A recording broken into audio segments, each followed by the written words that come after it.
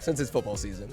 Hello and welcome everybody to the Trial and Error podcast, but we call it the Tap. Today with me, for the first time, very special guest, Zach Cox, my cousin. Sir, welcome.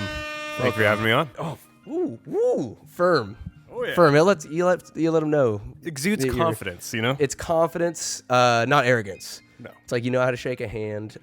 Curtis Stocking, wild handshake guy. I mean, he's a closer. It's like I introduced him to my friend Ray the other day at Hoobie's. Almost rips the guy's arm out of his socket. It's just a powerful, forceful. You like that? Like, I'm here to make deals. I don't shake hands idly. A man's man who always had the world's greatest handshake was Grandpa. Oh my God! Because it just consume your hand. Oh yeah, Grandpa Jack, those bear paws, those mitts. This man's hands were the size of my head, making a fist. Ridiculous, huge. Just hold it. Could palm it. Gorilla Man. Gorilla Man. Shout out to Grandpa Jack, the Gorilla Man. But sir, you have a very special profession. I think one that not everybody can really empathize with, the day-to-day, the grind, and that is being a first responder. What is your official title, sir? So my official title is I am a single role paramedic for a larger department in Northern California. Mm-hmm. And how long have you been doing this for? So I've been doing this role specifically for about 6 months now. Mm-hmm. I've been in the E.M.S world for closer to 2 years now. So you're not some greenhorn, like you've had some experiences. You've seen some the paint figuratively and literally. The paint on my card is still trying to dry. Yeah. All right. You know, compared to some of the old hats in my career, they've been doing this for 30, 40 years, longer than I've been a thought in my daddy's eye. So indeed. Yeah. And what inspired you to, or what year did you graduate from Winters High School? So I graduated back in 2015. 2015. And what has the path been since graduation to where you're at now? So I did a bunch of odd jobs growing up, trying to find out what felt right for me. You know, trying my hand on a lot of different things. I did sometimes detailing cars over in that hand right there. Yeah, it's a good hand. Oh yeah, cross on the hand. I've seen a lot of action. Oh, very good. But fine hand. Yeah, I did sometimes detailing. You know, did some work with your family out. You know, at the county dump. Did some time working for Nugget Markets, getting my hand in the grocery business. That was a lot of fun. Yeah. But it wasn't exactly fulfilling. You know, they were setting me up to be one of the people that had a higher up position in the stores where I'd manage a lot of the product for the entire company. But I didn't go home at the end of the day feeling like I was satisfied with what I was doing. Were you more of like, well, it's a good gig? Because I remember you were with Nugget for a while. And you seemed happy, like you weren't hating your life, but was like the highest achievement there being simply content with what you're doing day to day? It was a very good career for someone whose focus wasn't work. So someone who was a family man and they say, hey, you know, I want consistency in this aspect of my life where I can come home and I can focus on other things that I care about. Gotcha. Would have been perfect. But for me being younger, not having that yet, and still trying to find a drive, something that really got me out of bed in the morning, it wasn't exactly the best thing for me. Gotcha. I still have a lot of love for that place. Amazing place to work. Yeah. It's just for where I was at in my life, it wasn't really the best thing for me. That's a very well thought out answer. I'd say it's like not crapping on it, but at the same time, let's say fast food, that's like a starter job. You're a teenager, what have you, just getting your foot in the door. So, well, and you didn't burn the bridge, I assume. So in case later on in life, you just wanted a hobby job or something like that. Yeah. Some of the closest friends in my life still are people that I met at Nugget. And bridging off of that, my best friend Keegan, who I met there at working night stock in Woodland, he came from an E.M.S family. His mom worked at a big hospital down south, and his dad works for a larger ambulance company in there as well.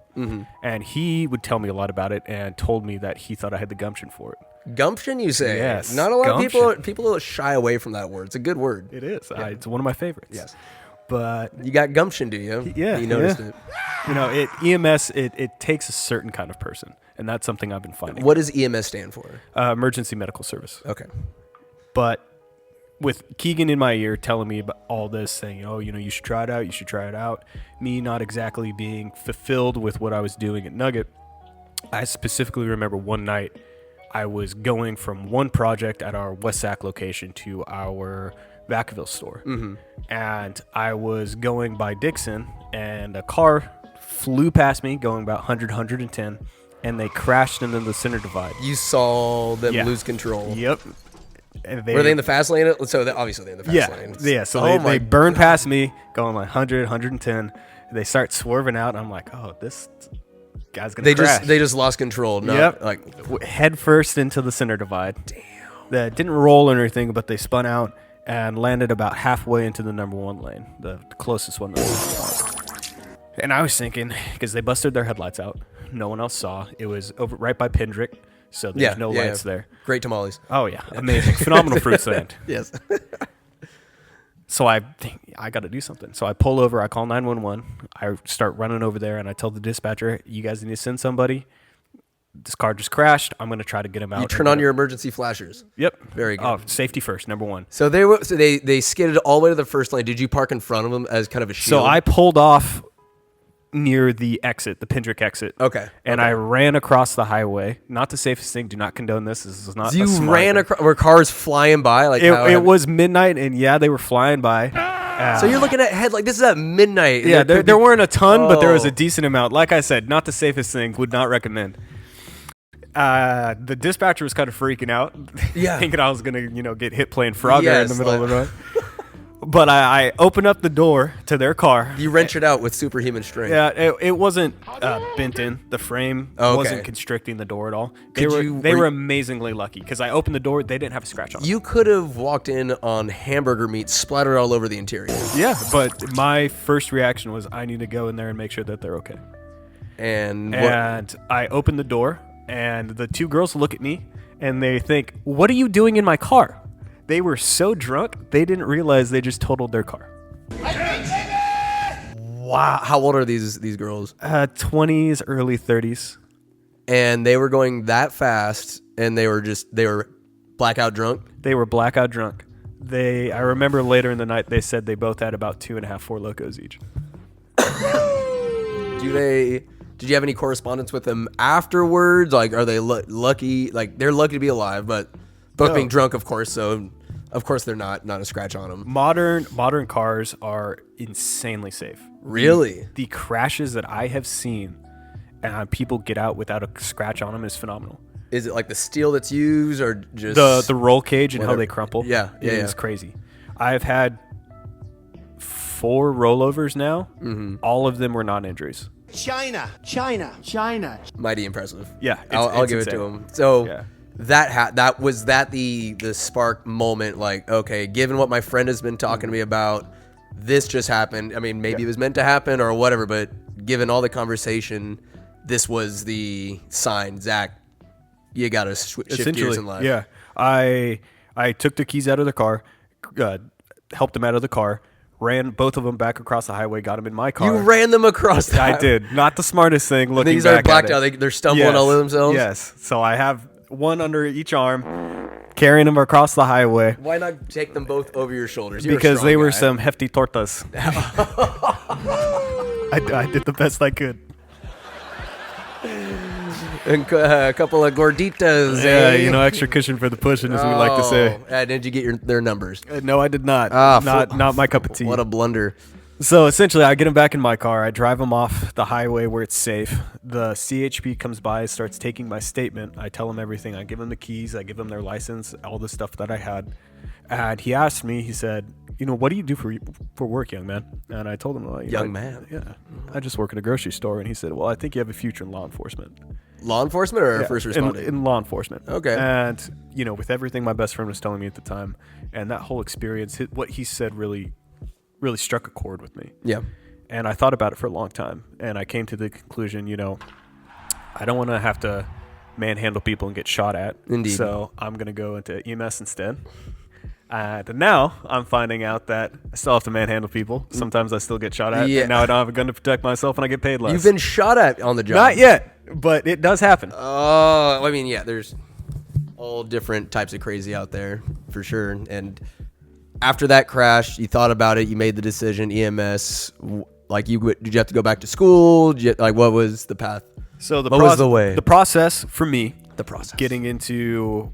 I knew I didn't want to be stuck inside of a building all day. So I knew going down the hospital route wasn't going to be for me. So I looked into my options and I saw, I could be an EMT and a paramedic. And I thought that was Awesome. So my EMT course was a couple months. I went down to Woodland Community College. My teacher, Lori Thompson, just doing it for decades. Phenomenal woman. She was a huge factor for me sparking my passions and help. She's about it. Oh, 100%. Really? Kindling my passion for EMS. I owe so much of that to her. A community college teacher that gives a fuck. Oh, no. Yeah. Phenomenal woman. Yeah. Yeah. Amazing. And she really fostered an environment that promoted me to be the best that I could and always be hungry to how can I help my community more? What more can I learn how to do? And that drive and passion, I feel like, is a huge thing that pushed me towards fire-based EMS, because I spent my time in my internship at the fire department in Winters in town, and working hand in hand with the fire department there, I saw how well the fire service meshes with EMS. And it showed me there that, I don't want to be relegated to just being a paramedic. I feel like if I want to do the most for my community, I should go and learn how to be a firefighter paramedic. As what? So you can be the firefighters. I assumed all firefighters are paramedics in some regard. Is there depending on the crossover, department. So a lot of departments nowadays that are in larger cities are moving over into an ALS or an advanced life support department. Baseline, most departments nowadays have BLS or basic life support, where they're EMTs or emergency medical technicians. Gotcha. And they're also firefighters. But like the department where I work, a majority of the guys are paramedics. Okay. Well, that's good to be multifaceted. Oh, 100%. It just makes you more valuable, and I assume that comes with a higher pay rate, perhaps, with the more more certifications you have. Yeah.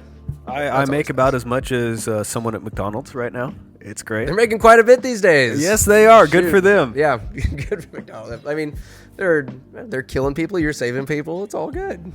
I can kill people. No, yeah. Well, I'm sure you've been tempted. Well, I've gotten close a couple times. I was gonna say. So you've sworn the Hippocratic Oath, have you?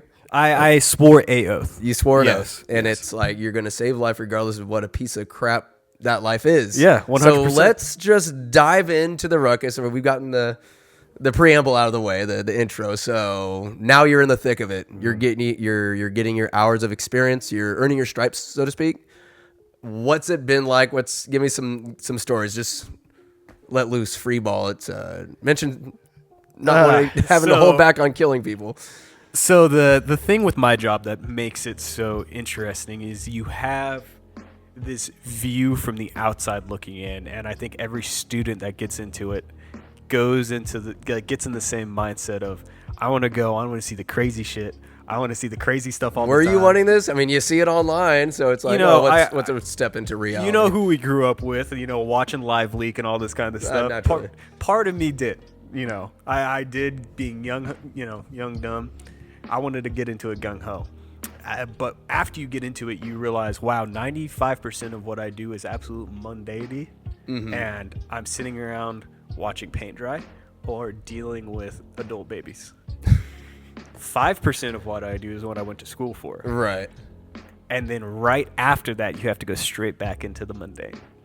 Like just taking reports and just making sure all the paperwork's in order. Is difficult, a lot more difficult than you can really get prepared for.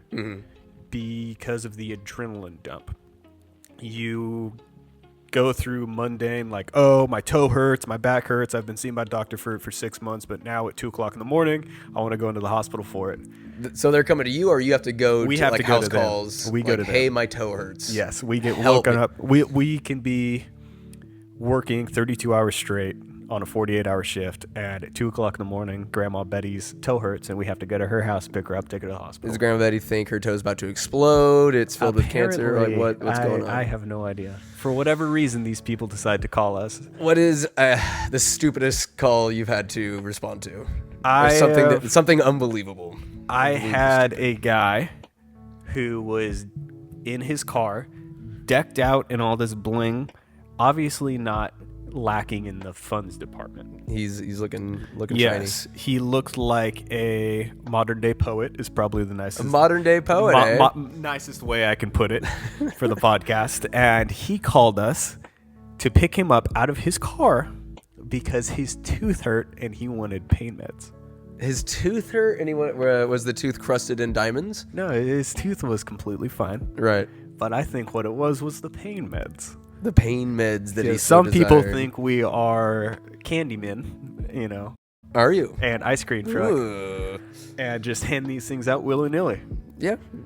Like, want some fentanyl? We got plenty of that. Yeah, that's what people think. You guys just rolling dealers with lights. So what does get frustrating is when you get a call like that and then you hear over the radio vehicle rollover with extrication comes out or a CPR in progress. And you're thinking, wow, I have to take this adult baby to the hospital when there's someone that legitimately needs our services. So you can't just drop this guy and be like, hey, we have something, like, kind of triage. Hey, this is way more important. Hang out here for a little bit with your hurt tooth. We're going to go save these people who are literally... Like, so it's a liability thing.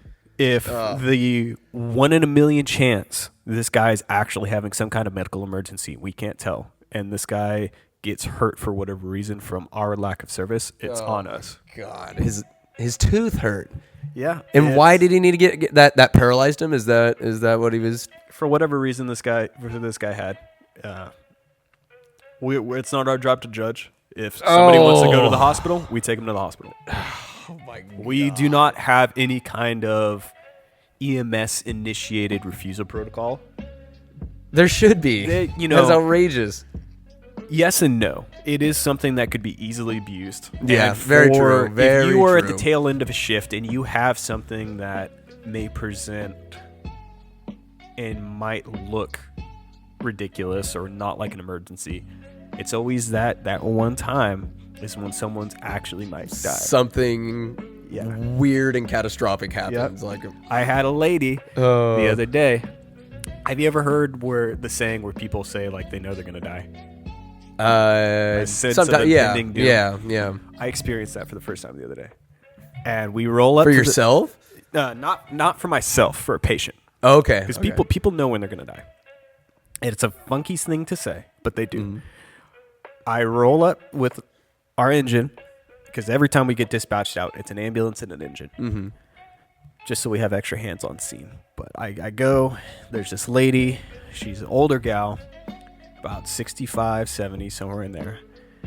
She's having a hard time breathing. Mm-hmm. So I take her vital signs and I listen to her lungs.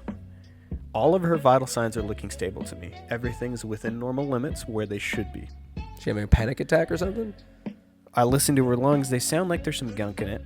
And she says that she's been sick lately. And it sounds like, okay, well, she might have some pneumonia. It sounds like there's a lot of mucus in her lungs. Yeah. I ask what her medical history is. She says all it was is cancer all over. I'm like, okay, well, that's not something that... She currently has cancer all over. Yes, and that's not something that typically kills you like that. Yeah. So I'm rolling my eyes like, okay, well, let's go to the hospital. It's not an emergency at this time per se. Someone that's obviously sick, but not sick in the wheelhouse that I typically deal with. Right.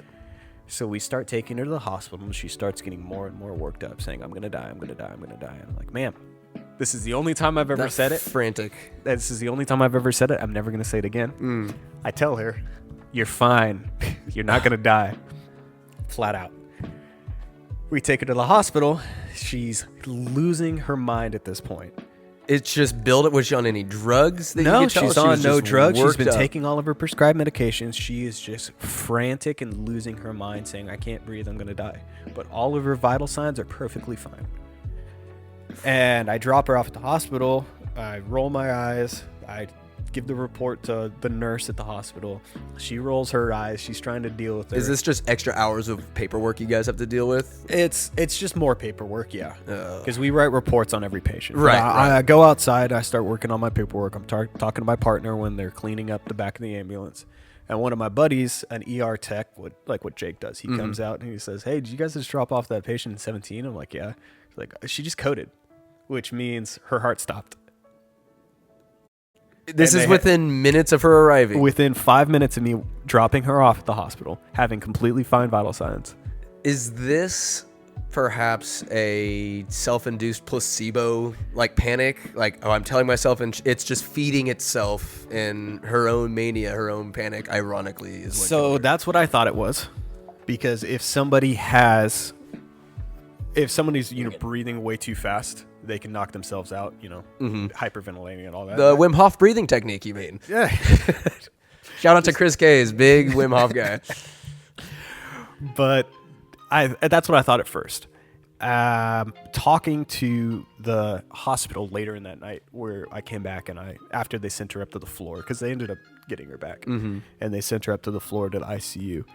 What it was she just had end-stage lung cancer, and it presents almost exactly like pneumonia, like I thought she had. And what it was the fluid is pretty much pushing into her lungs and encroaching on her lungs, and she's pretty much drowning while she's awake. Oh my God. So that's why she was freaking out. Yeah. But that sense of impending doom, it's a real thing. Yeah. Oh, absolutely. Say dogs have it.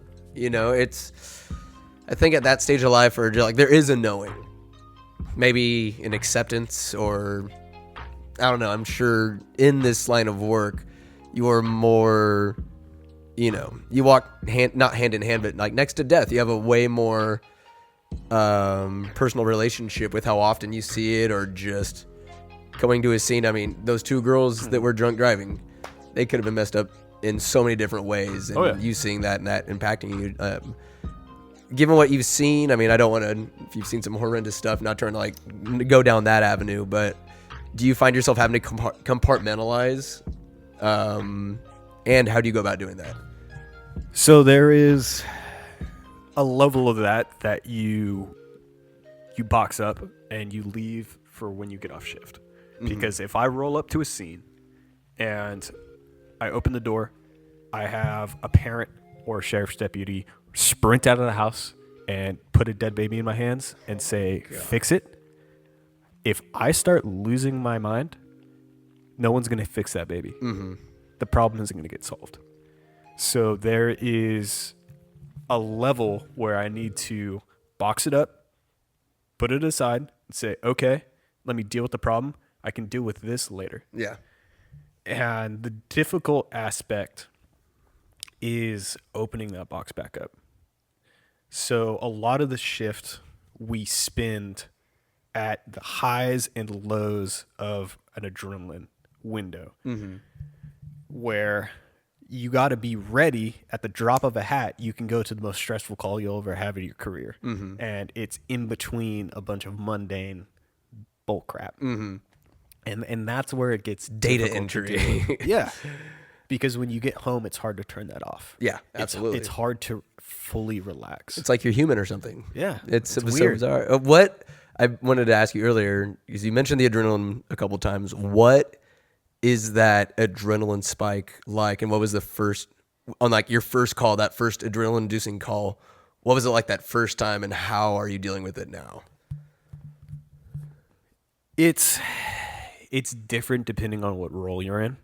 When you aren't the lead caregiver on scene, it's easier to stand back and be like, holy shit. Enjoy the ride.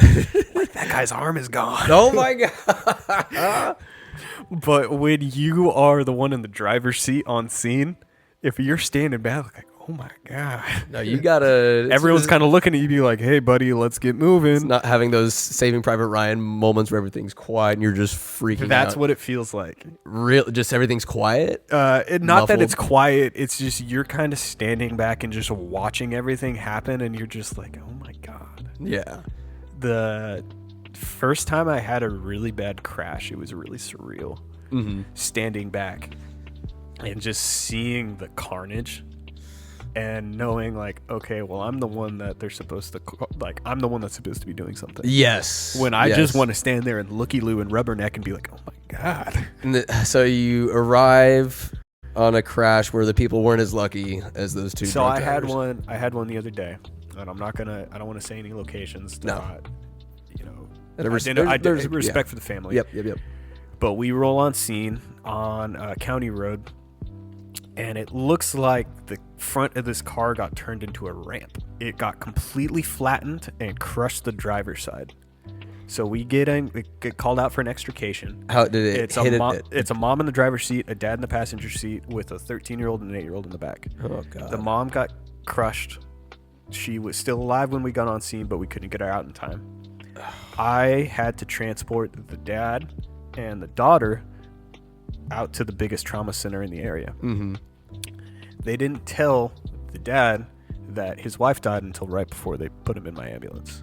So I had about a 30-minute transport with this guy whose wife just died. Yeah, where they stick this 27-year-old in here with a grown man who had a wife and 2 kids. Yeah, and his whole life just got absolutely ruined because 2 20-somethings got drunk and wanted to haul ass in their BMW down a county road. And they smashed into each other. Yep. What time of day was this? It was middle of the night. The 2 kids filmed it, put it online. I saw it on Instagram before I even made it to the hospital. Are you serious? Like, yeah, the kids had the presence of mind. They were in the crash and they're like, all right, let's post this. You can see the mom's dead body in the video.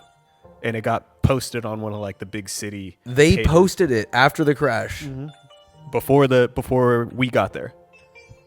The guys that hit them filmed it and put it on. Did they flee the scene? No, they're in prison. As they should be.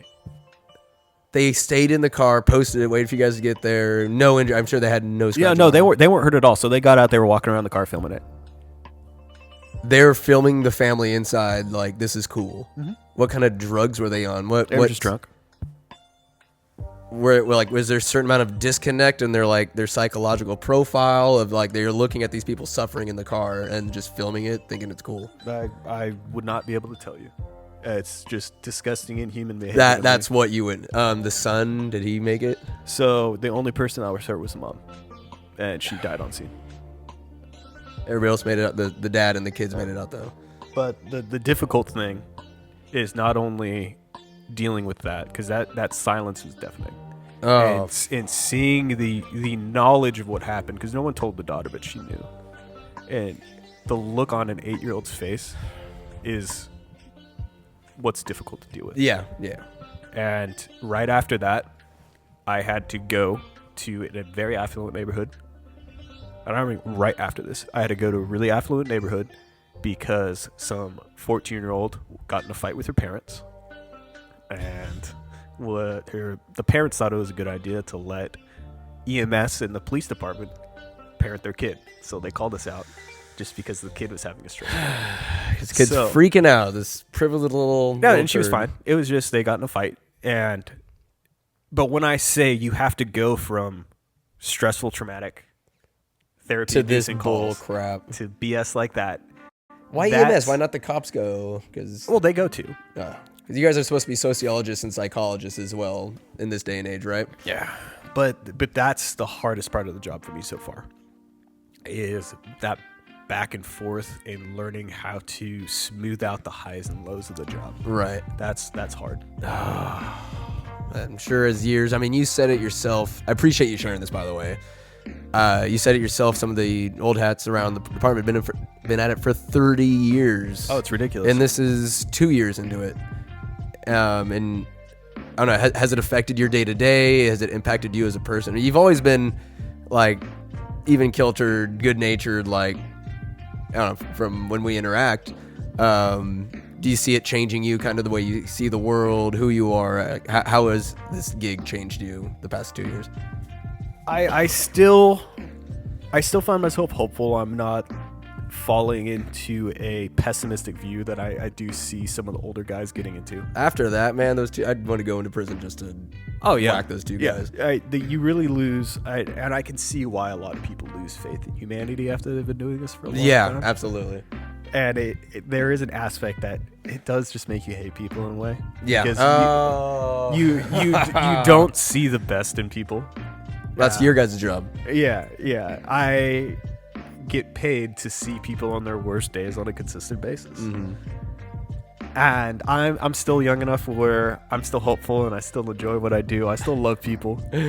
I love meeting new people. Well, I mean, you get to fix them. Well, put them back together. I don't fix them. The hospital doesn't fix it. No, of course. But the way I look at it, and the way I've always looked at it, is I'm with these people on one of, if not the worst day of their life. Right. If I'm with them for 10, 15 minutes and I can make them feel just an ounce better, or I can make them smile a couple times, then I did a good damn job. Because that's something that they will never forget. And if you're part of that memory and it's something positive, like, okay, that's something to keep their head above water, so to speak. You hit the nail on the head. I guarantee you I've been on some really traumatic calls, like the stabbing I had the other day. A guy and his son were out working on their car. Right. Some other dude ran up, stabbed both of them a ton. I don't know how many times, but the dad got stabbed in the jugular.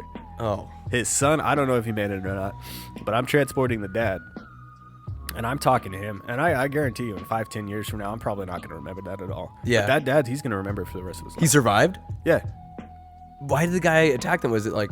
I think it was just some kind of personal dispute. And this guy I'm going to murder this man and his son. That's... To be like... To get this glimpse of the world, what is causing a lot of this, like a lot of crime-related injuries and trauma, chaos? Is it low income, low education, gang-related? Like, what is, say, a common denominator in a lot of the stuff that you walk in on when it's people attacking each other or some of that ruckus? So, I wish I had a better answer for you, but... I don't know, and a huge part of it is it's just not my wheelhouse. it's just happening. My job is not to ask the kind of questions of who did this, why'd they do this to you, and all this. My question is like, hey, what did they do to you? What hurts? Yeah. Because in the short window that I'm transporting them, that information doesn't do anything. You're telling me they're not down for a get to know you conversation on the hospital ride? Believe it or not, when I have someone that got shot 3 times, I'm not going to sit there and ask what's your favorite color. So, better days, huh? Guy's a pretty bad shot if you're still here. How about this weather, huh? Does it hurt? No, see, that I'll ask, and then I'll poke it and be like, does it hurt when I do this? Why is there blood coming out of you? Yeah. Oh, so. But my main job, especially in a traumatic situation like that, is I stop any immediate threats to life and health. Mm-hmm. And I try to get as much relevant information I can. So when I go to the hospital, what I do is I'll drop that person off in a larger room. We call it a recess room. That just is the table in the middle of the giant room so a ton of people can walk around and get a lot of resources in there. And I will give a report to about 14 or 15 different people, like 2 or 3 doctors, a bunch of different nurses. You're going to different people. I need to let this person know, this person know. No, so we'll move the person over and I just talk to the entire room. Okay. So it can be a little stressful, especially when you're a little intern starting and you're brand new. It's like, have you forgotten stuff before? Like, I don't know. I look like I have a room temperature IQ half the time I'm in. Oh. But it's important for me so I can get that information, give it to the doctors, give it to the nurses, so they're not wasting time spinning their wheels trying to figure out basic information like where is this guy hurt externally that I could have gotten on the way there. You're saving them time by gathering as much information as possible. So my goal is to have a big term that we use is continuity of care. So I want unbroken, adequate care for this patient from the moment we pick him up off the ground to the moment he gets discharged from the hospital.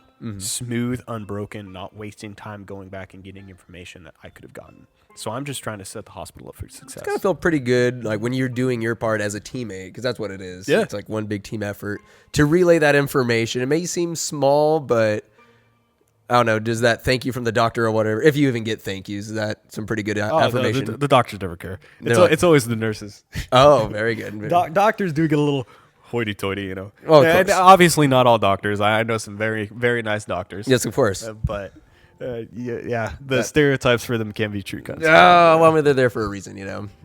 Have you? To round back to the tooth hurt guy. Okay. Did he ever get his drugs? Did he ever get his? No, we put his ass in the lobby and just made him wait there. Yeah. So a lot of what we'll do for those is we'll just take them. We'll get a wheelchair and just take them straight to the hospital lobby where they would have gone if they came themselves. So there's a huge misconception, and I'd like to think your highbrow viewers probably don't fall into this trap. Brows are so high. Yes, but educate a bunch of the sliders. But to those that may not know, you do not get into the ER faster if you go by ambulance. Really? Shocker. No way. Just like they do in the lobby of the ER, they triage everybody and say, hey, this person's a little more sick than this person, so they're going to get a bed first. That makes sense. A lot of people don't know that. Somebody's head is hanging on by a tendon. It's like maybe there's a, tend to that guy for toothache guy. But, a big thing I'm realizing, because I don't work in the most affluent area, as you know. The neighborhood I work is very low income, and a lot of people are struggling. And for those people, a lot of people don't have either the resources or they don't have the education to know how to treat themselves. I can't tell you how many times I've taken a homeless person who's had a blood pressure of, 240 over 150, where, okay, this might, we hit a bump in the road and this guy's going to have a stroke. Is it mental illness that they don't take care of what themselves? What it is it's partly that, but I can't tell you how many people I ask, why aren't you taking your medication? Because they can get it free from hospitals. People steal them. People steal my meds. Yeah. So you'll be in a homeless camp. Someone will go through your stuff. They'll just see pills. They don't know what it is because they're not going to understand. I'll take that. Because they think they're going to get high. Mm-hmm. So I can't tell you how many people who, from no fault of their own are homeless and just going through a hard time. Mm-hmm. And it makes it even harder because they can't get the healthcare resources that they need. They just get stolen. Yeah. And I steal them back. Yeah, 100%. Come on, just stab them. Gives me something to do. Absolutely. But I will spend all day taking care of those people and transporting them to the hospital, educating them on scene, saying, hey, if you need to go get set up with these resources, I will 100% do that because that's what I'm there for. Are a lot of your calls with homeless, like dealing with homeless people, like mentally ill? Yeah, a good amount. Yeah, especially when we have acclimate weather, people that just need to get out of the rain. Yeah, and it's like I feel for you, but this is not the avenue to do it. Mm-hmm. Like a fake call or yeah. I can't tell you how many just BS. Oh my god, my chest pain. It's like, dude, there's homeless shelters that you can go to. You don't need to waste a 911 ambulance. Right. They don't have nice beds or heaters or I don't know. I don't know what I'd do if I was homeless. It's the people who are in affluent neighborhoods or do have education and do have access to the resources that are either just lazy or don't want to learn or don't care. They probably just don't care. Yeah, don't exactly. Give two shits. And those ones that abuse the 911 system, those are hard to justify doing at the end of a super busy set or at 3 o'clock in the morning. Do they get slapped with a bill or something like that for your guys' care? So let this be a lesson to you. I've heard they get about a $600 bill, but it doesn't go to collections, so if you don't pay it doesn't do anything. How much does an ambulance ride cost? About $600. $600? That was $6,000. So every time, at least for our system, every time fire engine responds to your home or business, it runs you about a $600. Yeesh. Well, that's cheaper than I thought it was, given the prices these days. You mentioned having to restrain people. Have there been some tussling, some unruly characters you've had to tango with? Yes. Share some stories. Why don't you? Very drunk individuals. Or sometimes if someone's having a medical emergency, they might not be of sound mind and might get a little violent. And believe it or not, acting up and trying to put hands on a group of 3 to 5 guys who get paid to hang out, eat, and work out all day is not really the best option. No, why not? I did nothing. That's on my bucket list is to lay hands on E.M.S. workers. We had violent with them. We had a teenager the other day who just had a seizure, so he was kind of out of it. So, if you're not with all your mental faculties, you can't make your medical decisions. That one's a little more understandable rather than a drunken decision. If you're a minor, you can't make your own medical decisions.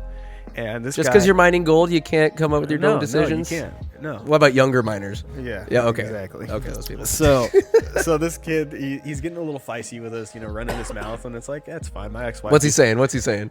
Some stuff that I'm not going to say on the podcast. Naughty things. A little inappropriate. Oh. Terrible. I believe liberal with the use of the N-word, let me say. Oh, one of those guys. Yeah, we don't... not really something we say on this podcast. Yeah, understandably. Yep. So, but I get yelled at all the time. If I had an ex-wife, I know what it's like. So we get him down on the gurney, and he pops back up and starts cocking his hand back like he's gonna punch somebody. Does he get up like the Undertaker, just a straight sit up? Not nearly as entertaining. Damn it. But my fire captain for the engine I was running with, who was probably about 5'6", but he was a decorated collegiate wrestler, comes in and just choke slams his guy. Like, no, you're going back down. Right back onto the gurney. Don't do that again. And he was the most polite patient I've ever had in my life after that. He just knocked the seizure out of him, I guess.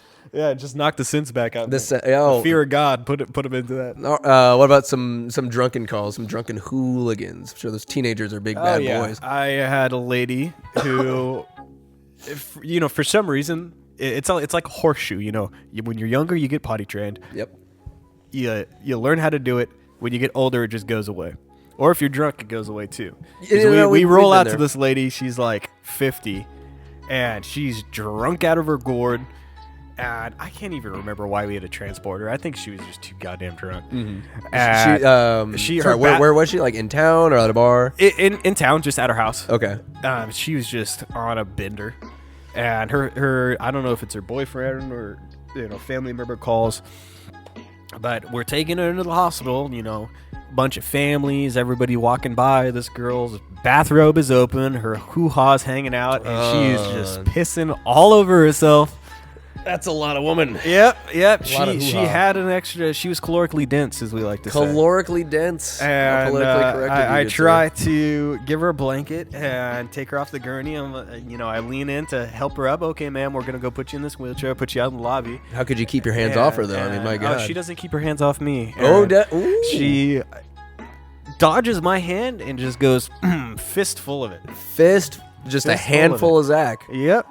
And I'll tell you, if these nurses looked at me the same way these psych patients and drunk people did, I'd be a happy man. Would she grab your nuts and twist, or what was? See, there was no twisting. No twist. Sensual, just. And just stop that. We're not gonna do that right now. Pull out your water, just like a cat, and just. See, I wish. I wish. Had some like bear spray in my pocket. Yeah. Oh, nope. No, you said, I appreciate that, ma'am, but... We're not going to do that. We're not going to do that. Yeah. You have to be very professional. Was she like, aw? Yeah, you have to be very professional. Were you flattered? Part of me, yes. Yeah. Every time I get molested at work, I'm like, wow, they chose me. Not the first time you've been molested by... no. It happens at least once a shift. Well, damn it. Yeah. Stories. # me too. Oh, you too? What else has happened to you? Oh my gosh! Tell me tales. Everybody wants to know. The funniest one I've ever had. I got woken up at 5 o'clock in the morning, and when you get those 5 o'clock in the morning calls, it's either someone fell out of bed or someone found there's someone dead. Not a funny dichotomy. But, no, not at all. That's what it is. The old people versus gravity is a fight as old as time. Yeah. Old people still aren't winning. They've been putting up a good fight, but... I wouldn't say so. But it doesn't stop them from trying. No, not at all. I can't tell you how many times it's like, why are you going to the bathroom right now? Like, why are you up at 3? Just pee your pants. Yeah. Use the bedpan. But anyways.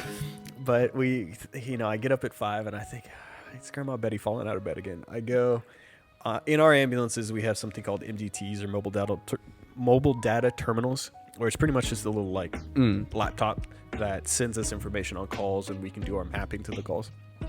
And every time we have that, it's a little brief blurb about what's going on, and we just see from the dispatch. Yeah. And we just see hemorrhaging, so bleeding. And we're like, okay, so whatever. So we roll up to this guy's house, and we see a guy run out of his house, pants halfway down his ankles, holding his crotch. She broke my dick, man. Oh. We're like, what? Because we're all dead tired. Hemorrhaging. She broke my dick. And we're like, okay, what? And then his girlfriend walks out, and she was a very nice lady. Nice lady. Yeah, but have you ever seen the movie Precious? I've seen the poster for it. Have not seen it. Yeah, she looked like big girl. She looked like Precious. Big. She was large. A blue ribbon at a county fair heifer. Really? Yeah. Number one. So she walks out. Large. And she's like, large. We were getting a little frisky. So the engine starts trying to calm him down. My partner's talking to him. He's in agony. He's freaking out, and he's drunk off his ass. Do you see his wiener?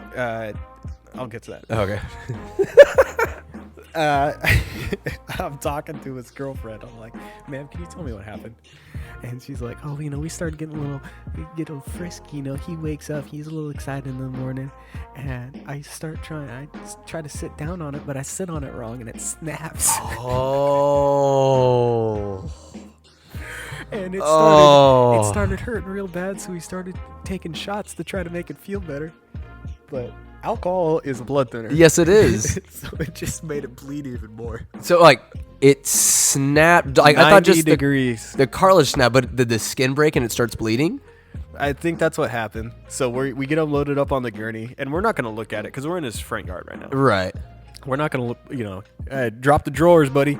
We're not going to do that right there. We're going to load him up in the back. So we're loading him up in the back of the ambulance. The entire time we're getting him all buckled up. I'm looking at my partner.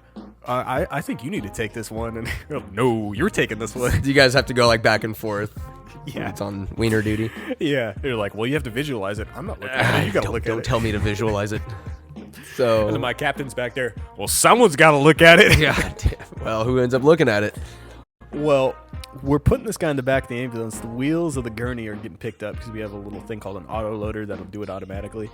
The wheels are halfway off the ground. This guy, fuck this shit, man. I'm not doing this embarrassing ass shit. And he jumps off the gurney, almost eats it. Jumping off the gurney, he starts trying to walk to his car. I'm going to drive myself to the fucking hospital. And we're like, man, you are drunk off your ass. Yeah. You are not driving anywhere. So my captain's trying to call the sheriff's deputies out because we're going to have to get this guy arrested. This guy, yeah. Yeah. His girlfriend's, oh my Lord, honey, just listen to him. Oh. And we're just all standing around like, what the hell? Is he just buck naked right now? No, because his ass is hanging out. All right. But he's covering his Johnson. He's got some like padding in there to stop the bleeding. We eventually talk him into having his girlfriend drive him. But it's just, 10 minutes ago, we were asleep in bed. Yeah. And now we're having to deal with this just out of nowhere like that. So she drives him.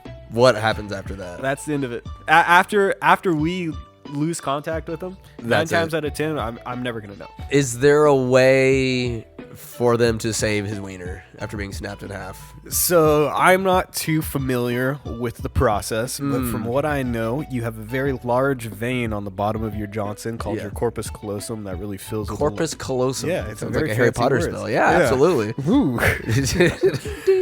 But you have to drain that from the fluid, or drain the blood out of that. Because on the snapped portion, it's not going to drain properly. No. And if you don't, it becomes necrotic and your dick falls off.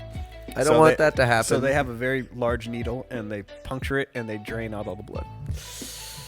Hopefully you're asleep when this happens, or I'd want to be out. I don't know. Because I don't want my dick to break in the first place. But Yeah. Jesus, that sounds painful and miserable. So you guys go back. Yeah, then we just go back to bed. So nobody, it's like, well, that was weird. That's back half to the sleep. job is just, what the hell just happened? Okay. Give me something else like that. I mean, any like that fun vein. I don't want to go into gore and mayhem because that's just bad. Another very wholesome one we had. I didn't go to this one. I just saw the dispatch notes, and our engine went to this one. Right. We get dispatched out. It says in the notes, a 9-year-old was bitten by a garden lizard. You know the little ones grandma has, little geckos? Absolutely. Yeah, it says in the notes, cat brought in a lizard from the backyard. Lizard bit the son. And it said, scene safe, cat killed lizard. Cat, I bet, like, you guys have a little fun like that sometimes with the notes or whatever. There's got to be some dark humor in there, though, too. So cat killed the lizard. The engine rolls out, and it was the mom goes to the store, leaves the 13-year-old daughter to look over the 9-year-old. The cat brings in a lizard from the backyard. It bites the son. I don't even think it breaks the skin. Probably not. And then the cat jumps on it and kills it. The 9-year-old's crying. The 13-year-old starts freaking out. She calls 911. The engine rolls up. They put a little Band-Aid on it, kiss him on the forehead, and just leave. Sometimes that's... kudos to the 13-year-old for having the wherewithal. Even though they're freaking out, it was overkill. And they have that experience. Hearts and minds. Hearts and minds. Oh, God. The cat kills the lizard. It's all right. The coast is clear. Yeah, it was hilarious. It's good that you can have some calls that you can laugh at, or parts of the job that are like, wow, that was it's not all doom and gloom. Yeah, not blood and gore splatter all But over the things we talk about around the dinner table are probably more the doom and gloom. Yeah, it's because those are the ones that stick out. Those are the ones you remember. I assume you have a horrendous and dark sense of humor. Oh, yeah, it was off, to deal with it. I mean, dark humor to cope with this stuff. I mean, in my life, humor, just laughing at stuff that you shouldn't really laugh at. It helps. The sense of brotherhood you get with the guys around the station, the trauma bonding that you get going through a lot of these things with this same group of people, it helps a lot. Yeah. One thing I am going to be utilizing here soon is our peer support program. A lot of departments have it, but our department is really big on setting you up with liaisons who act as middlemen. It's other people that we work with directly, so other firefighters, other EMTs and paramedics that have gone through similar difficult situations, and they can help you get set up with our peer support providers who are therapists and psychiatrists who specialize in dealing with first responders, so police officers, firefighters, EMTs, paramedics. Because talking to someone who can understand what you're going through is one of the most important things. That's huge. And it's hard for a lot of people to have that in this field, and it causes a lot of rifts and difficulties at home with people who care about you and want to talk to you about things when they see you're having a hard time, but they can't wrap their heads around what it's like going through some of these situations. And how are you supposed to vent to someone who they're there to listen, but when they can't truly empathize with what you're talking about, it's to talk to somebody that does understand it. I think that has to resonate on a completely different level. Yeah, 100%. And a large part of it too that, breeds that hesitation in talking to people at home about some of these things is I don't know the right term for it, but my watermark for what might make my skin crawl would be very different from something like yours. So I can see some extremely gnarly stuff on a car crash that I can go home and I can eat right after it. Yeah. But if I tell someone about it at home that's not in the field, it'll be on their mind for days. Yeah. Because it'll be completely horrific and terrifying, but I'm so inoculated to some of this stuff that I don't think about it. Which I'd say is a good thing, given what you're going to do, what you're doing, what you're seeing. I'd say to grow that thick skin. It's not, I would say, insensitivity. It's just you have to maintain your sanity and to be able to take it on the chin and keep going. I think is it's never bred from an area of me not caring. Yeah, absolutely. It's more of, like I was touching on earlier, where I don't have time to freak out and lose my mind. People need help right now. It's self-preservation as well. Yeah. Otherwise, if you dwell on every little thing, you'll implode. And there's a lot of this job that is dangerous and on a dime can switch, where I need to have my head on a swivel for my safety. Exactly. So when we go on to scene, our priorities, which might sound counterintuitive, aren't the patient or the people we're there for. My number one priority is me. My second priority is my partner. And my third priority is my crew. Then it's the patients. Right. So if we have a dangerous situation, I'm hauling ass out of there. You're not going into a war zone. No. This isn't safe. Then but talking to some of the older guys, because I've had some situations where, I've on a psych patient, I've gone up and knocked on the door and gone into the house before anyone else got there, and I got my ass chewed out. Really? And it's not from a place of the captains or anyone being upset at me. It's they're worried about me for my safety. Exactly. Because there's been situations where people from my department have gotten called out to a house for some kind of medical emergency, and they've gotten locked into someone's basement, and someone tried to kidnap them at gunpoint. Really? Yeah. That is so horrifying. You don't know how much PCP they take. I'm going to come and try to bite your neck. Yeah. Well, think about it. We are going into people's homes that we have no idea who they are, no background on them, and it could be 2-3 o'clock in the morning. I'm going into your house to deal with you. Someone's been kidnapped before? Yeah, we've had attempted kidnappings in our department. Attempted. Yeah. If one person, because you guys are a crew. We have our radios. Yeah. But and this person pulled out a gun and just went crazy. Yeah, I don't know a lot of the details, but apparently they locked this crew in a room. The entire crew. I think so. How many? So ambulance is 2. Right. The engine is 3. So that's typically 5 people on scene. And all 5 of them got locked in a room? I'm not sure how many of them was it, but what? Yeah. The fuck? That's wild. But down in Stockton, we had a couple years ago, a captain was trying to evacuate a house that was on fire, knocked on the front door to try to get that person out that was in the house. He shot him through the door with a 12 gauge and killed him. Shot the captain? Yeah, through the door when he was knocking on the door trying to evacuate. On this house that was on fire? On his house that was actively burning down. crackhead, gang member. I don't know. Just some crazy insanity. Dude. That's so. Those are lessons you learn. When you knock on someone's front door, it doesn't matter how nice the neighborhood. You stand off to the side. That's the rule. Don't stand by the window. You don't go in until everyone's there. That is so goddamn scary to think about. And one of the most pucker factor stories I've heard when it comes to you don't know how fast your safety can be in danger and what we do. Right. Because you don't think about it. You get so inoculated at, you go through so many calls a day, especially where I work. The call volume is insane. Murphy's Law has to be like, is that playing out to a T every day? I was talking to one of my coworkers, a firefighter who's been on, I want to say he's closer to a 10-year guy. Mm-hmm. He told me he responded out on a highway for a crash. And you know how some of the highways in the big city that we live next to, it's divided. So we'll have 2 lanes, a divide, and then another 2 lanes that'll be in the same direction. Mm-hmm. He was on one of those, so they had the first 2 lanes shut off. A drunk guy crashed his car, ran into somebody else, had his 2-year-old in the back. And there was another crash. So our engine rolls up. They get out of the engine. They're running up. They see a guy holding a 2-year-old. And he says, the crash is over there. The crash is over there. So they are in, rescue mode. So they run over there. They ignore that guy. Run over there, check out the people in the crash car. They're talking to the people in the crash car, and they say, where's the guy with the baby? And they're like, what do you mean? He's like, the guy that was driving the other car had the 2-year-old. And they look, and they see the guy, the one that ran past them. Right. Running for the center divide. And they run over to him. When they catch him, he jumps over the center divide. And keep in mind, this isn't midnight, so it's pitch black on this highway. He jumps over the center divide with the 2-year-old onto oncoming traffic. So the firefighter and the captain are sitting there on the side of the highway, the safe side, begging and pleading this guy, dude, just give us the kid. Just give us the kid. You don't have to come over here. Just don't hurt the kid. Yeah.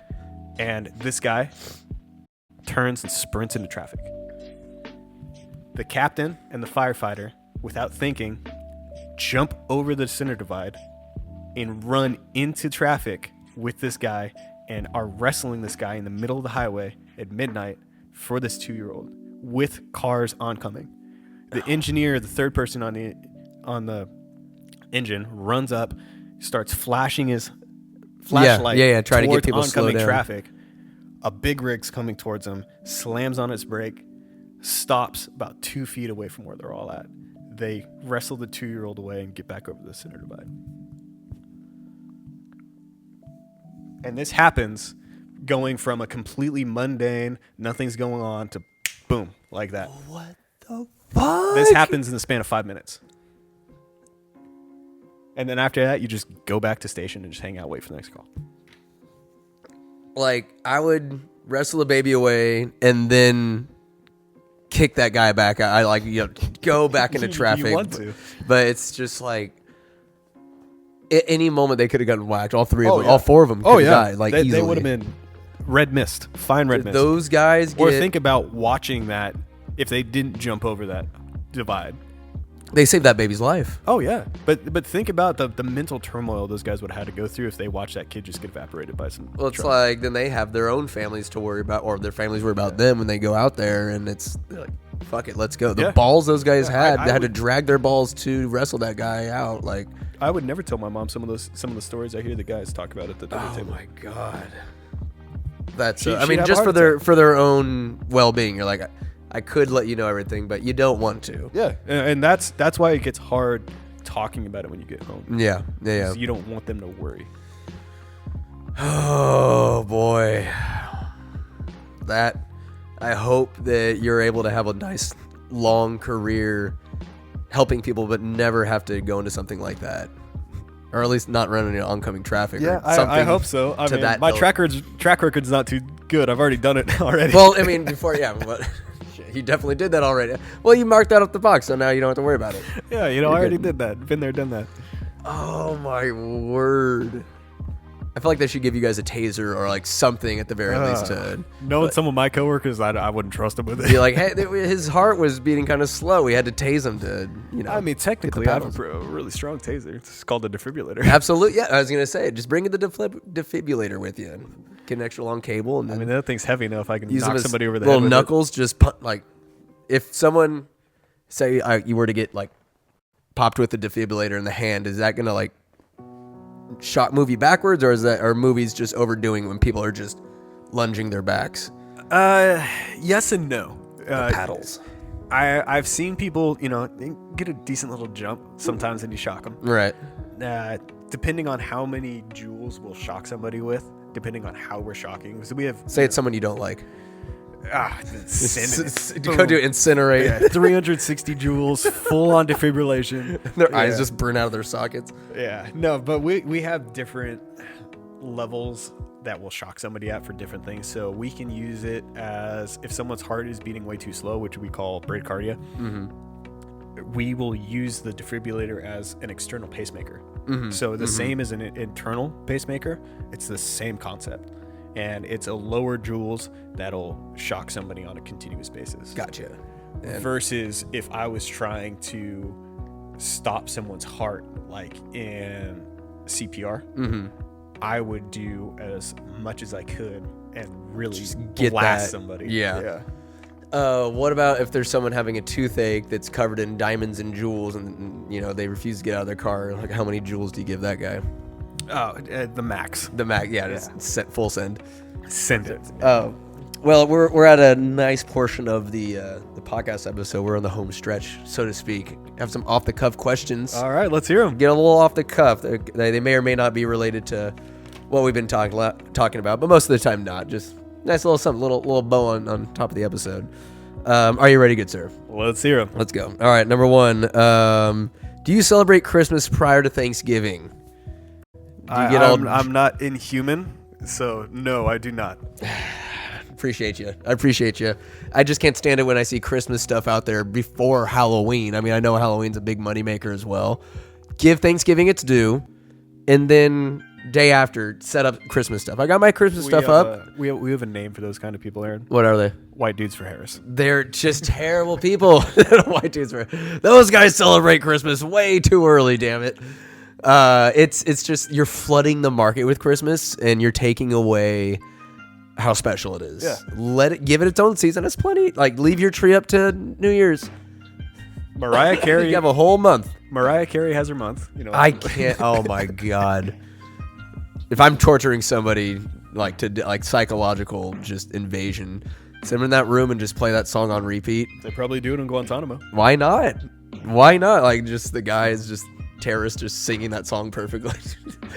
Anyways, very good, very good. I did see folks on the way out to the landfill. They have those nice inflatables out in the country, and it's Santa Claus is on his back with the turkey on top, and the sign says "Wait your turn." And I loved it. I was like, let's go. They got the priorities right. Oh, I yeah. like that. What is your favorite Christmas movie now that we're approaching the season? My favorite Christmas movie. I was always a fan of the Santa Claus movies. The Santa Claus, the first one in particular has a very soft spot. Warm spot in my heart for it. The set pieces in those movies are always phenomenal. Oh, they're fantastic. Yeah. They're fantastic. Bernard, Jude, like the elves and just the North Pole. Like, this is when Disney had some balls, when they could tell a story. Like, it was perfect. Even as Tim Allen, like, there is total non sequitur. There's YouTube videos out there of just Tim Allen's grunts. Oh, amazing.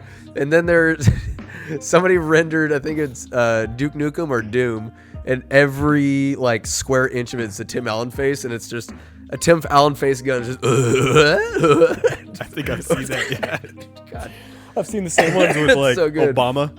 What's that? I've seen the same things with Obama. Oh, just Obama noises? Yeah. My God. It's just the internet. It's a terrible place, a horrendous place, but also a place of hope. It's phenomenal. We can have Tim Allen grunt montages. Anyways, I digress. Number 3.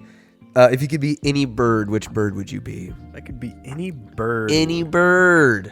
Ooh, that's a tough one. I feel like those toms have a pretty relaxing life. Those tom birds? Yeah, no, turkeys? Oh, those birds. I could be a tom. Those little gobblers there, the snood. Just hanging out with this pack of ladies following them, hanging out in trees. There's peacocks around here. Peacocks live a pretty lush life as well. They do.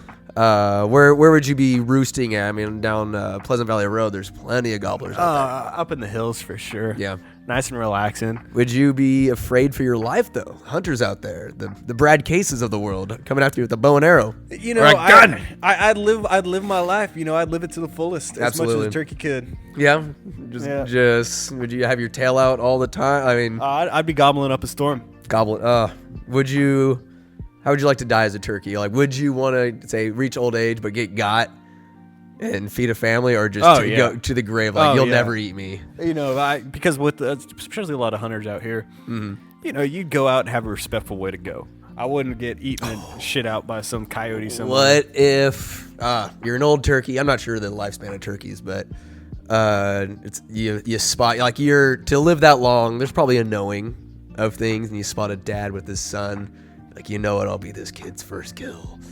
And I'm not that nice. Oh, okay. You'd make him earn it? Oh yeah, they gotta work for it. Okay, you just get shot and be like, I'm not, just use your beak to just keep dragging yourself along. Yeah. I'm stubborn, man. It's like, my meat will taste terrible. Fill it with all this adrenaline. But anyways, turkey, not bad. It's a good one. Do you prefer portrait or landscape orientation? Just in general.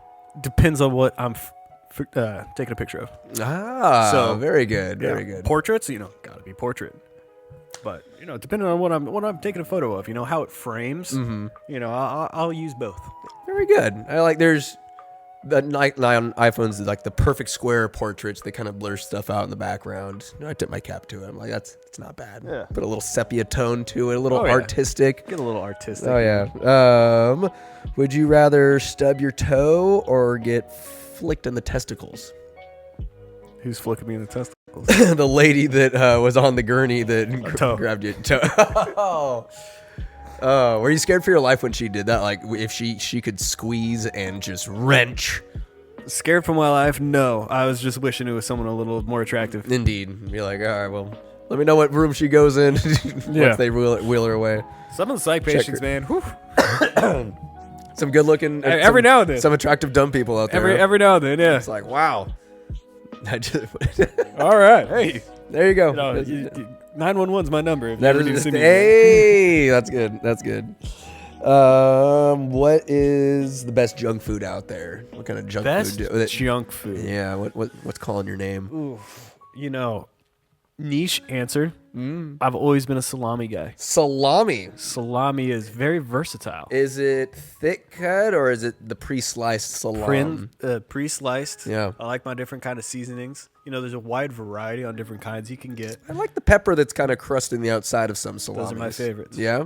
There's some salami that has like the paper still on it. Make me work for it, but those are a little thicker. Are you rolling cheese in the middle? Or are you putting that salami on crackers?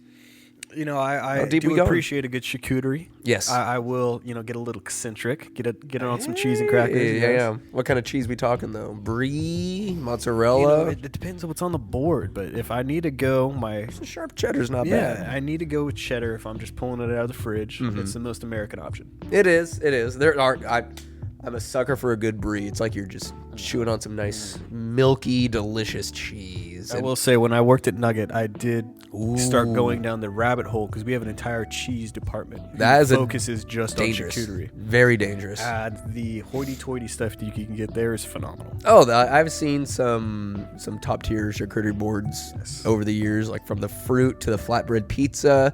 There can be any number of things. Pretzels. Yes. And then sometimes there's cheese with like a nice cranberry on top of it. You get cheese and jellies on there. Like the charcuterie board game, is it underrated, overrated, rated as well as it should be by those who appreciate it? I think we need to re-co-opt it from the hoity-toity white girls that are out there. We can make it more accessible. A man's man charcuterie board. Just cigarettes, chicken nuggets. A couple 40s off to the side. Mickeys? Yep. Shout out to Uncle John. He loves some 40s, even though I think he's a grenade guy, not a full 40. But anyways, very good. I'm glad we can have a whole podcast about charcuterie. The best live music you've ever experienced. Best live music could be like a concert, maybe a more intimate bar venue. What's been something that to keep it a little more PG for the podcast? Hey, you can say whatever the hell you please. Okay, there we go wild.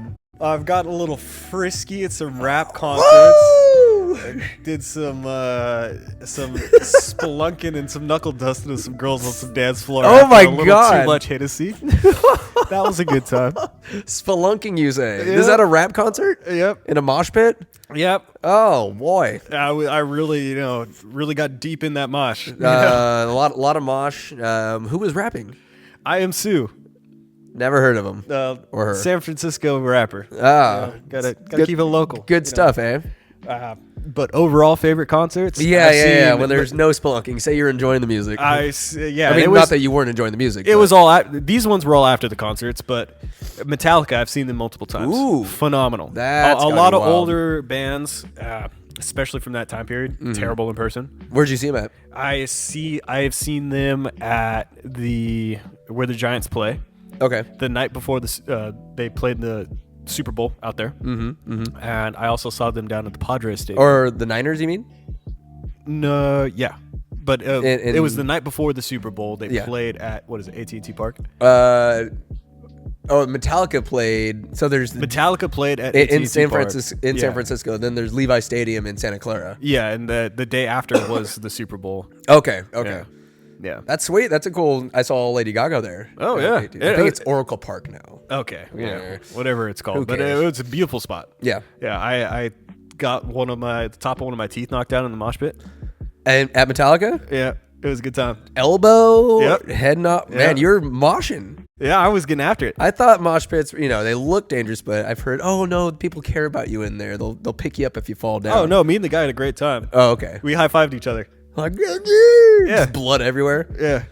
I was very drunk. Blood thinner, eh? Yeah, there you go. That's pretty metal of you, Zach. But then I also saw them down at the Padres Stadium in San Diego. Oh, nice. Yeah. There's good. What's your favorite Metallica song?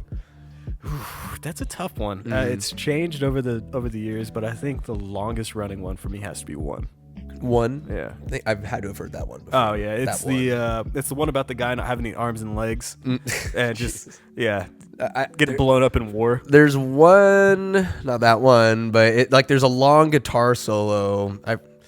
I can't say the name. It's not Inner Sandman, not For Whom the Bell Tolls. There's they're kind of mainstream ones, but Master of Puppets. It's not Master of Puppets, even though I do love Master of Puppets. I'll think of it later. Not on this pod, but there's a just solid guitar solo that I love. It's very fast paced.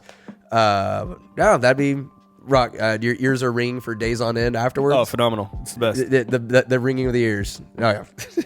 It's an atmosphere thing. It's an atmosphere thing. Yeah. So with one of the coolest thing when I went down to the Padres Stadium, they played One, and it's a song about a soldier in wartime. Mm-hmm. And when they opened it up, the song opens up with a lot of battleground noises where there's machine gun fire and people screaming, yelling, and they coordinated the fireworks show to go off with the machine gun and the gun. How intense was that? It was awesome. Were you hammered? Yeah, you were hammered for this one. No, I was sober enough to remember the whole concert on this one. And San Diego is a big military hub as well, so like a tip of the cap to them, a little homage. Yeah, no, it was phenomenal. That's wild. Yeah. That. I assume the energy. I need to go to some live music just to get the inspiration level up. I feel like I've been little low energy of late, but when I go to one, I'm like, this is the shit. This is the juice, and it stays with you for a little while.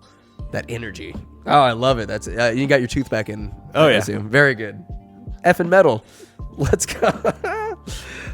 What do you drink before a rock concert to get in that rage mode? Oh, just dirtiest liquor you can find. Yeah, just something plastic you just bottle. Find some plastic bottle, bottom of the shelf. Did you say you're drinking Hennessy? Yes. I've never gotten Hennessy drunk. Is it Hennessy and Coke? It is a dirty drunk for a dirty young man. Yeah. So if you want to go out to the Tenderloin and SF, you gotta be knocking back some Henny shots. I don't have any desire to go to the Tenderloin and get stabbed. You're missing out, brother. I don't want to get needle stabbed. I don't want it. It's a great time. You've been down to the Tenderloin? Oh, yeah. By choice. Yes. You're walking around, high-fiving the town folk. I love the ghetto. It's amazing. The ghetto is wild. You're going to get murdered. It's a phenomenal place. This is before the concert? You're just walking around San Francisco? Oh, no. This wasn't even for the concert. This was just for fun. You're at night? Yeah. Your parents must be worried sick. They don't know. No. They listen to this. They don't need to know. They don't need to. Don't let them listen to the tap. My God. Zachary, in hindsight, Does that seem like a good idea, or is this? I mean, in hindsight, am I just being a big old poontang? In hindsight, getting into E.M.S. probably isn't the best idea, but I'm still doing it. Well, anyways. that at least has some vestige of safety. The Tenderloin, I don't know. I've walked down it before. I'm like, this is not the real world. This is just my kind of ladies, man. I can't stay away. They love you. Oh my goodness. Yeah, so you enjoy black women, do you? That's an understatement, my friend. Oh, do they love you? Very good. They love that. Very popular. Very good. Not to assume it's only black ladies in the Tenderloin. There's all sorts of folks. I have all kinds of kinds for all kinds of beautiful women. I mean, it's like just they're beautiful. They all varieties come of in all life, different colors. Friend. Very good. Yes, sir. Yes, sir. My goodness. Well, next Paul will get more into Tenderloin stories. Good Lord. I did not know that. I saw a yeah. What's a wild shit you saw seen a gay dude jump on a balcony for a twerk contest and almost fell off when he was throwing it back in a circle, crazy style. Throwing back. Was making a clap with no hands. Oh, good man. The club promoter had to go up and pull him down because he was going to fall off. Get out of here. You're going to be a liability. Good Lord. The Tenderloin. Phenomenal place. Do you need a passport to get in there? Or it feels like they should put a border up around there. Just get Trump's wall around that. Keep those crazy people in. They're humans, though, aren't they? Yeah. Everybody that dwells there, it's like San Francisco Skid Row, essentially. Yeah, I don't know if it's like the worst part in San Francisco. I mean, I would think put it there's up the there. best part in San Francisco. No, not really. There's poop and needles everywhere. Some eccentric people out there, I'll say. Would you say you're one of them? When in Rome. Yes. One of my favorite of quotes. Best live music. Do you think Santa Claus has ever murdered anybody? From the centuries he's been doing this, I'm not sure how long he's been on the job. I assume quite a bit of time. You got to think about the kind of quota he holds these elves to, and he's not keeping them working those kind of hours off goodwill. That's all. I mean, they got to be spending all year getting toys ready. Oh, you're thinking he's murdering in house? Yeah, I thought maybe out on the job, someone like recognized him, a kid. He's like, "Come here, little boy." No, I think if he recognizes him out on the job, it'll be kind of like Men in Black. You know, he's got the pin, literally just came to mind just a ho flash. The elves, since no one knows about them, no holds barred. I've never seen an elf I've seen the Santa Claus, but I think that's probably we don't see elves. I mean, does he have that tight of a ship? Is it like is he? We thought North Korea is bad. Is Santa Claus the Kim Jong-un of the North Pole? 100. Yeah, like Mao's 5-year plan. I think he's got that going on the North Pole. And we think Santa Claus is a good guy. It's a propaganda campaign. Everything we've got under the Christmas tree is nothing short of slave labor. Mm-hmm. Essentially, I mean, kind of like Willy Wonka, the Oompa Loompas. I mean, I know refugees are forced labor when I see it. Oh, I saved them from Loompa land so they can live here in my factory. It's like, where are the labor laws? Anyways, do you think, why don't the elves go on strike? Go against Santa Claus? Like, what are you going to do? Run away from the North Pole? You kill Santa and then take over. He's a unbelievably powerful magical being. I think that's easier said than done. Is he a demigod? Is he a lich? Is his soul put in different spots, like one in every continent? You know what I think it is? I think it's the power of imagination that keeps him going. Oh God! Therefore, he is immortal. As long as humans exist, you get into 40K. That's what the orcs do. The power of imagination is what powers all of their ships and everything. And it's like a tangible force. Yeah, that's pretty. So God, I like that. The only reason everything works for the orcs is because they think it will. They just have that cerebral power. Yeah, that's pretty. I love that. But they don't realize they have it, so they can't use it to their advantage. They don't realize they have it? Yeah. What idiots. So there's a story that's one of my favorite stories in 40K that I've heard through the grapevine, just being online, of course. And these Imperial Guardsmen, so just normal humans like you and me, are fighting off an orc assault. And they run out of ammo. And they don't know what to do, but the commissar, the commander, has an idea, and he stands up, points his finger at an orc that's running up, and says, "Bang!" And the orc falls down dead. Oh, because everyone looks like, did that really just work? And they all stand up, get finger guns, bang, bang, bang. And all the orcs in front of them start dropping down dead. But then there's a group of orcs that starts walking up. They're shooting them. They're not falling down. They get closer, and they just hear these orcs chanting, "I'm a tank, I'm a tank, I'm a tank, I'm a tank." So there's got to be a fair amount of humor when it comes to Warhammer 40K. They are the comic relief of the universe, and it's great. The orcs that have imaginative powers. Yeah. And they just don't. They have such power, but they're too dumb to. Yeah. They just don't realize. Oh, we can use this to our advantage. The different color that they paint their armor and their vehicles makes them do different things. That's pretty sweet. So if you paint something purple, it makes them invisible. Because have you ever seen a purple orc? Never, Exactly. ever. That's why nothing rhymes with purple either. Yeah. It's very good. Again, that's another podcast for another time. I could talk about 40K. 40K. I love the lore. Yeah. Love the lore. So yeah, Santa Claus has murdered. Very good. I like how we got into 40K after a Santa Claus murder question. You give me enough time, I can get everything back to 40K. Who's the best comedian out there? Right these days, 2024. I was always partial to Ron White. I don't think he tours anymore, but he was always one of my favorites. He's just a gravelly voiced man. Just because he strikes me as someone you could walk into a bar in town and run into. Yeah, he's not going to change who he is. Nope. He's just going to be silly as hell. I know it's mainstream. Well, yes and no. Dave Chappelle. Oh, he's my goat. It's like his ability to not only be funny, tell jokes, but he also makes social commentary that he gets very serious, and he keeps you like you are buckled in, you are dialed in what he's saying, like how the kind of serious turn he gives, and then he wraps back a joke to it or makes a nice resounding message, something like that. He just tells great stories and is just always funny. Even when he's serious, he keeps your attention. At least that's for me. I think the first season of the Chappelle Show is one of the best skit show ever. Yeah, tip my cap to Key and Peele. Chappelle Show is undefeated, it's unparalleled, undefeated. And it's all because you can take a joke. It's a lot of stereotype humor, but it's funny as shit because it's outrageous. That's the irony of cancel culture trying to get rid of it. It's like, yes, we're laughing because it's outrageous, because it's unacceptable. That's what makes it funny. Yeah. And it's if you can't along the line, you can't if you can't joke with someone, you can't be friends with them. It's tough. And growing up where we grew up, this is such an ingrained part of how we talk to people. Yeah. Growing up in a small farming working town, like that's how you deal with getting through the crappy day. Just be silly and joke with one another. And there's a fine line between humor, joking with somebody, and being truly prejudiced, or racist. Like there is a fine line between comedy and then just being an asshole. Yeah. Like knowing a friend say something, oh, my buddy's a little more sensitive to XYZ subject. It's up to you to know where to push the boundary, but also, okay, like I'll let off. Yeah. If someone's getting upset. I think it just comes down to having a nice little balance. Not having lived experiences. I think have life experience. If you paint someone or a group of people with a broad brush, you obviously haven't met enough people to prove that wrong. And it's just an uneducated. Go to the Tenderloin. Exactly. You see all kinds of kinds. Yeah, no, all jokes aside, one of the things I do enjoy about working in the area I work is I meet a lot of genuinely good people that are just down on their luck. Yeah, that's true. And these made people, a bad choice. Yeah, and these people are just written off by society as ne'er-do-wells or underlings, and it really sucks because they're doing the best that they can. And having someone that genuinely cares about them and talks to them and actually hears them out and treats them like human.